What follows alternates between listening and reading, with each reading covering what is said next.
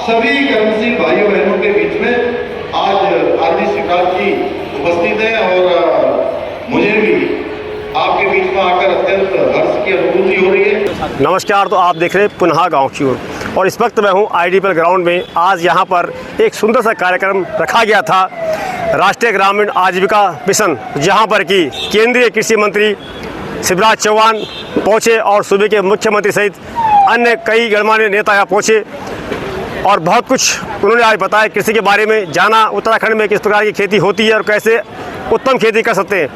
लेकिन दुर्भाग्य इस बात का है कि आप देखिएगा खबर में जब कोई अच्छी बात सुनने को मिलती है, कुर्सियाँ खाली मिलती है।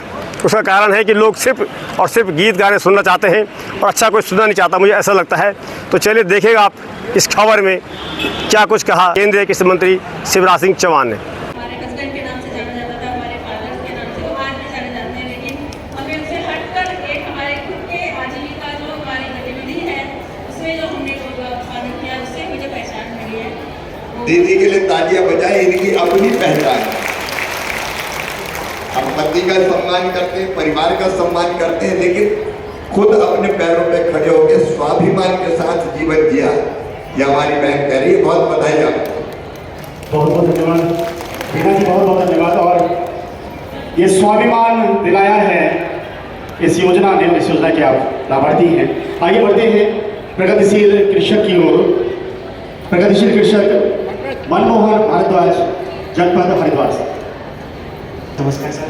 मनमोहन जी नमस्कार आपका। सर मैंने अपना सफ़र 2007 से शुरू किया था और मेरे फार्म का नाम भी मामा भांजा फार्म है और आपको भी पूरे भारत में मामा के नाम से जाता है, तो मैं मामा के नाम से ही आपका संबोधन करूँगा। तो मामा और ये भांजा दोनों का मिला के फार्म हो गया मामा भांजा फार्म। सर मैंने 2007 में छोटे से पोलियो से स्टार्ट किया था और 2015 तक करीब 200 बीघा में मैं पोलियो चला रहा हूँ और ऐसी धरती पे चला रहा हूँ जिस पे मिट्टी नहीं थी, उस पर मिट्टी डालकर जो बंजर जमीन थी उसको उपजाऊ में कन्वर्ट करके करीब 200 बीघा में मैं पोलियो चला रहा हूँ। और 2017 से मैं मशरूम की फील्ड में आया और मुझे उतना स्कोप इसका दिखाई दिया कि मैंने इसकी खुद की टिश्यू कल्चर लैब लगाई। अभी हॉलैंड से हम लोग कल्चर लेके आ रहे हैं। टिश्यू कल्चर लैब लगाई? हाँ, हम लोग खुद मशरूम का बीज खुद बना रहे हैं सर। हम हॉलैंड से कल्चर इंपोर्ट कर रहे हैं और बीज हम खुद बना रहे हैं। फिर मुझे मशरूम हम लोगों ने फिर उसमें एक्सपेंशन किया।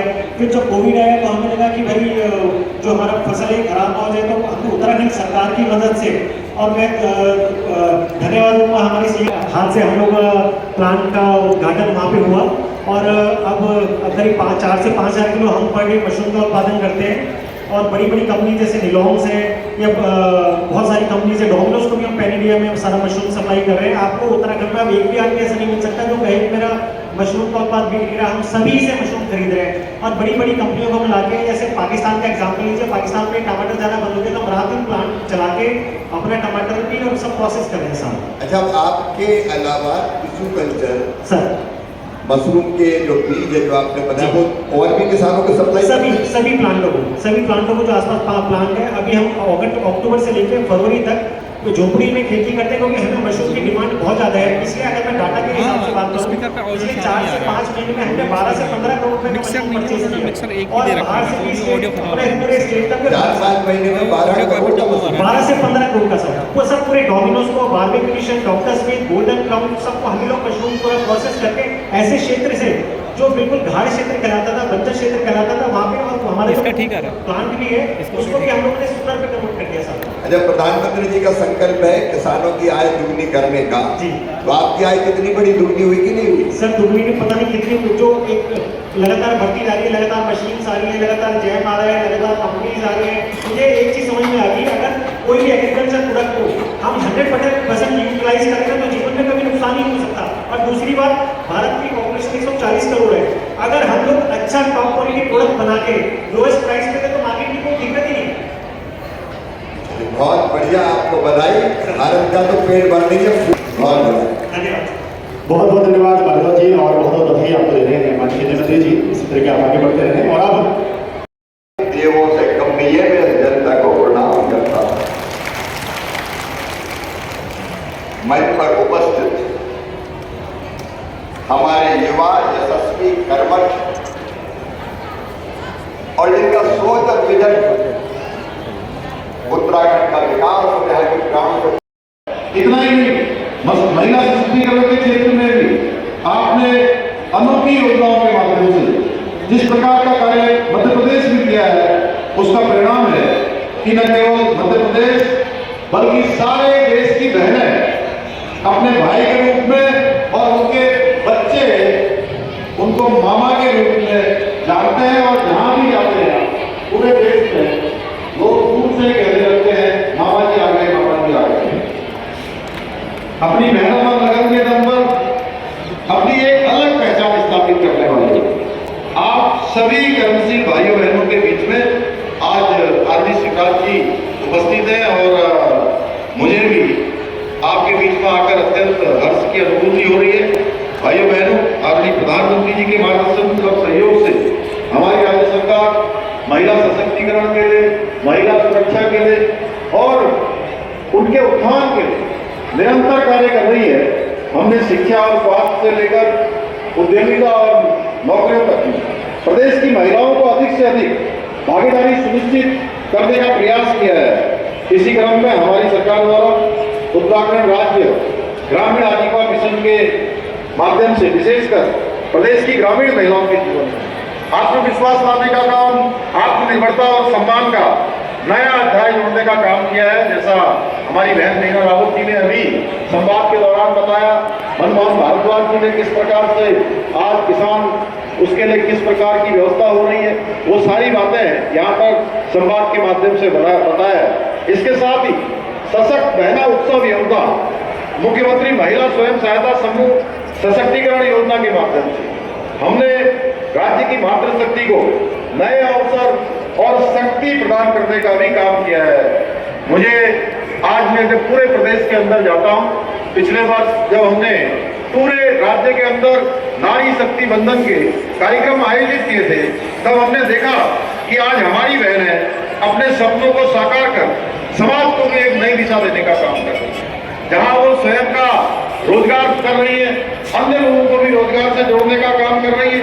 प्रदेश में आज 67,000 स्वयं सहायता समूह एसएसजी बनाकर लगभग 5 लाख ग्रामीण परिवारों की महिलाएं संगठित होकर अपना व्यवसाय कर रही हैं। 7,000 से अधिक ग्रामीण संगठन और 500 से अधिक क्लस्टर संगठन बनाकर राज्य की महिलाएं सामूहिक नेतृत्व की एक अद्वितीय मिसाल पेश कर रही है। एक नया आयाम प्रस्तुत अब हमारी बहनों ने किया है। आज हमारी लखपति दीदियां न केवल आर्थिक रूप से सक्षम हो रही है, बल्कि वो अपने परिवार और समाज सभी नागरिकों की ओर से आपका हृदय से धन्यवाद करता हूँ, आपका अभिनंदन करता हूँ। आज अभी इस कार्यक्रम के बाद जौलीकांड हवाई अड्डे पर हाउस ऑफ हिमालय स्टोर का शुभारंभ आपके कदमों से होने जा रहा है। अब हमारी दीदी बहनों द्वारा बनाए गए उत्पाद केवल हाट बाजारों में नहीं बल्कि हवाई अड्डों पर भी उपलब्ध होंगे। आज जहाँ पंतनगर हवाई अड्डे पर इसका शुभारंभ होने जा रहा है, वही हमारा जोलाघाट हवाई अड्डे पर आज शुभारंभ होने जा रहा है।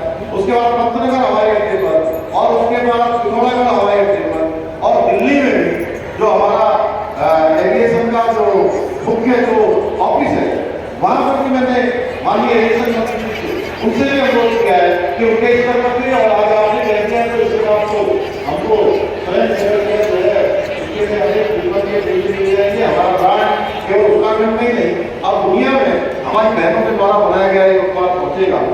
आज हमारे राज्य की मातृशक्ति उद्यमिता के साथ कृषि और पशुपालन के क्षेत्र में बहुत शानदार काम कर रही है। और मैं उनके कौशल की बात करूं, उनके परिश्रम की बात करूं, तो सच में उनकी कोई सीमा नहीं। एक सीमा से आगे जाकर अनंत तक की यात्रा में हमारी महिलाओं के समूह आगे बढ़ रहे हैं। उनके द्वारा बनाए गए उत्पाद बन रहे हैं और उनके उत्पाद इतने शानदार होते हैं, पैकेजिंग इतनी अच्छी होती है, गुणवत्ता इतनी अच्छी होती है कि कई बार मैं कहता हूं कि वो बड़ी बड़ी जो बहुराष्ट्रीय कंपनियां हैं, उन बहुराष्ट्रीय कंपनियों को भी पीछे छोड़ने का काम हमारी बहनों के द्वारा बनाए गए उत्पाद करते हैं। मैं इसके लिए अपनी सभी बहनों को बहुत बधाई देना चाहता हूँ।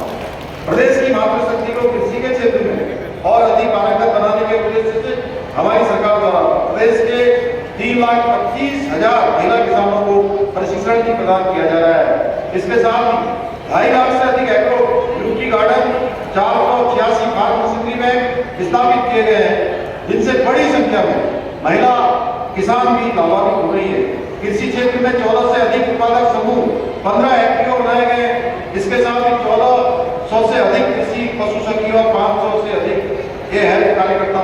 किए गए हैं। कृषि क्षेत्र के साथ ही गैर कृषि क्षेत्र में प्रदेश की महिलाओं एक सफल उद्यमी बनकर आज एक मिसाल पेश कर रही है। आपको जानकर प्रसन्नता होगी, SBF योजना के अंतर्गत लगभग 4,500 उद्यम EMME योजना के अंतर्गत महिलाओं द्वारा संचालित लगभग 15,000 उद्यम और MED योजना के अंतर्गत 1,400 सूक्ष्म उद्यम स्थापित हुए हैं। कुल मिलाकर 20,000 से अधिक गैर कृषि उद्योगों की स्थापना ग्रामीण अर्थव्यवस्था को मजबूती मिली है, जिसमें महिला उद्यमी भी अपनी बहुत महत्वपूर्ण भूमिका निभा रही है। इसके साथ ही वो 178 HP सखी दुर्गम क्षेत्रों तक गैस सिलेंडर और जरूरी सेवाएं पहुंचा रही है। इतना ही नहीं, बैंक सखी, DGPay सखी और बीमा सखी के रूप में 3500 से अधिक महिलाएं गाँव में वित्तीय सेवा पहुंचा रही है। भाइयों बहनों, हमारी सरकार का उद्देश्य केवल ग्रामीण क्षेत्रों में आर्थिक विकास को बढ़ावा देना नहीं, बल्कि ये सुनिश्चित करना है कि हमारी माताएं, बहनें और बेटियां आत्मनिर्भर बने, परिवार तथा समाज को सशक्त रूप से तैयार करें। आज इन सभी आंकड़ों को रखने के बाद मैं विश्वास के साथ कह सकता हूं कि हमारे देवभूमि उत्तराखंड की महिलाएं प्रत्येक क्षेत्र में कार्य करते हुए समाज के समक्ष महिला सशक्तिकरण का एक अनुभव उदाहरण प्रस्तुत कर रही है। मुझे पूरा विश्वास है आप सभी अपनी मेहनत और लगन को जारी रखते हुए भविष्य में भी नए कीर्तिमान स्थापित रखेंगी। ग्रामीण आर्थिकी के एक स्तंभ के रूप में उत्तराखंड को देश का अग्रणी राज्य बनाने के हमारे विकल्प रही संकल्प की पूर्ति में अपना महत्वपूर्ण योगदान सुनिश्चित करेंगी। इसी विश्वास के साथ यहाँ उपस्थित सभी प्रगतिशील किसानों एवं लखपति दीदियों के सशक्त और समृद्ध भविष्य की कामना करते हुए तथा आदरणीय शिवराज जी का पुनः देवभूमि उत्तराखंड आगमन पर फिर से एक बार आपका हार्दिक स्वागत, अभिनंदन और धन्यवाद करते हुए मैं अपनी बात को समाप्त करता हूं।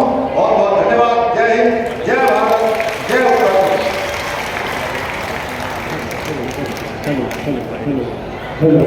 बहुत बहुत धन्यवाद। और आप लोग बैठे रहे, अपना स्थान ले लें। अब कार्यक्रम अंतिम चरण पे है और मैं मंच पर आमंत्रित कर, तो चलिए आप सबका बहुत बहुत धन्यवाद, बहुत बहुत आभार इस कार्यक्रम को सफल बनाने के लिए। और आज जो संकल्प हमें दिया गया है वो संकल्प